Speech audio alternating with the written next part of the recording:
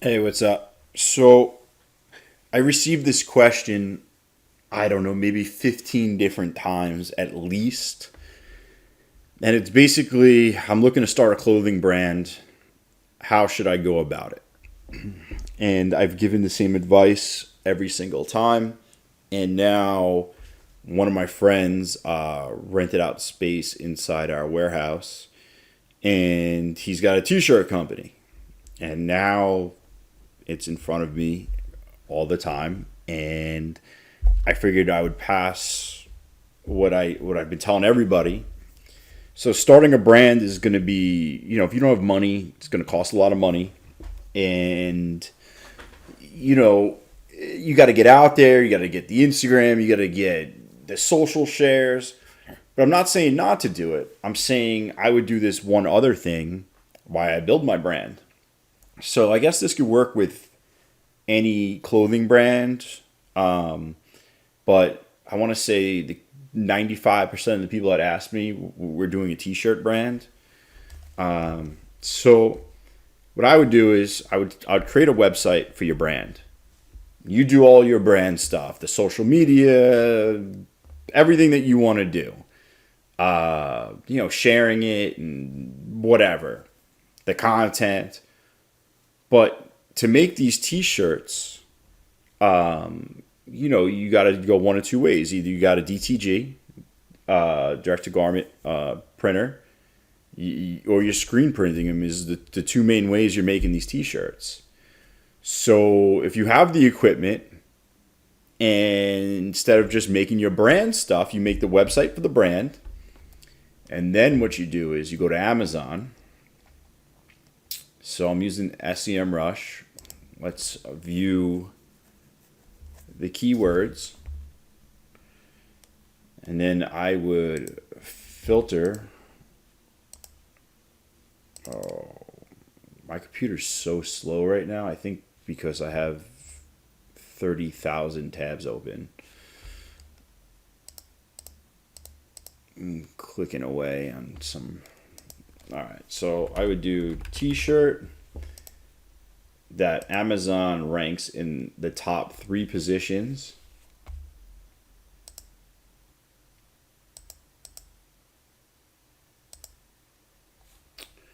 Okay.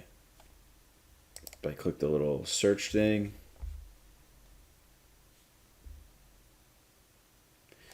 All right. So now these are all the search terms in Google that Amazon ranks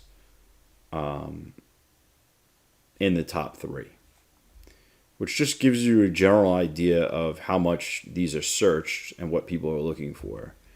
So obviously, you're looking for specific things, vintage t shirts. Let's see what it is. Christian t shirts.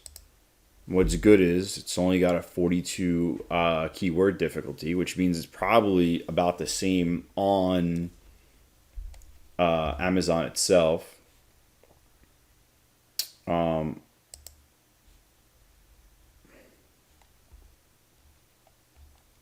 so you can click and you can see what it is.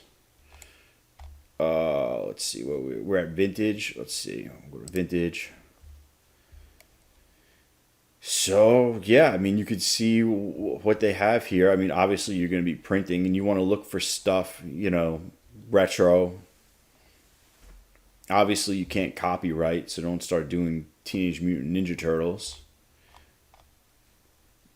I would assume that people are looking for these vintage shirts, which are actually birthday shirts, which is a great idea for you to start making. You can look at the reviews, see how many people are buying them. Let's see what else we have here. Christian shirts. Now this brought me to Christmas tree. Obviously, I'd be making Christmas shirts. I'd be making Halloween shirts. I'd be making fall shirts. Oh, look. So this is kind of what I was looking for. Like, you want specific shirts. Tuxedo shirt. Like, you screen print this on or print that on, like that is exactly what someone's looking for.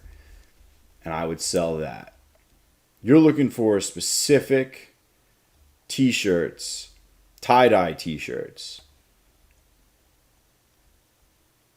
And you can't do Dr. Seuss, Juneteenth. You can do Juneteenth t-shirts. You could do... See, like what you don't want to do is just a graphic tee. Because it's just... Somebody searches in graphic tee, it's too general. You know, what you're trying to do is maximize the dollar here. Look, Halloween t-shirts. And what you could do is you could make these mock-ups and don't make the shirt yet until you get some of the orders. Or if you have a direct-to-garment printer, you can do one-offs. So, you know, you don't even need to make these yet, but, you know, it's okay if you just sell one of these or one of them. I recommend getting the printer, the direct-to-garment printer, because you're not forced to sell 50 of these by screen printing. And it's cheaper than going the route of a Printify. But if you have $0, then you go the Printify route. Amazon has Amazon merch, which you can do, and I think they print your t-shirt for you.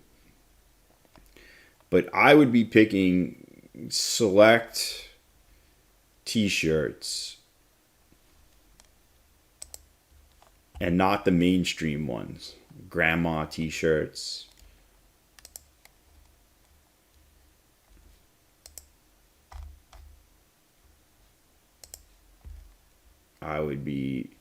So here's the difference. I'm not going to get into the weeds and a ton of different what's better than what.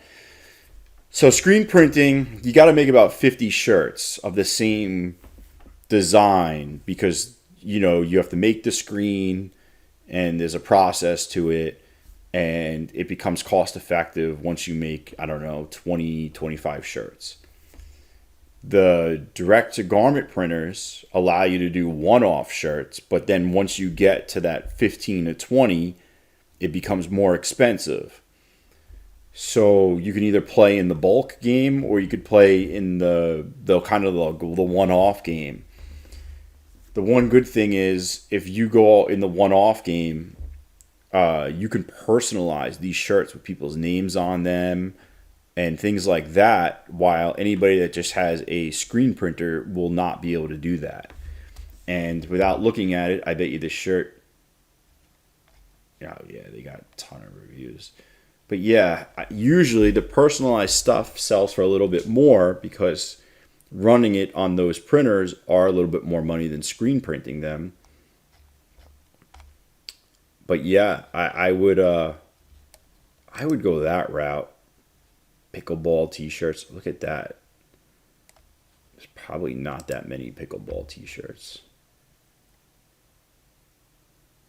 There's a lot on here. The videos are good. If you make a Amazon listing, I would definitely do a video. I mean, you could do logos,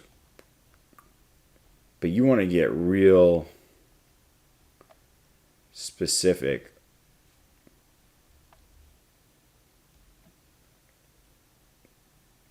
That's specific, whatever that is. Dog t-shirts. The mountain t-shirt, like I think that's Game of Thrones. I don't know what the legality is with that.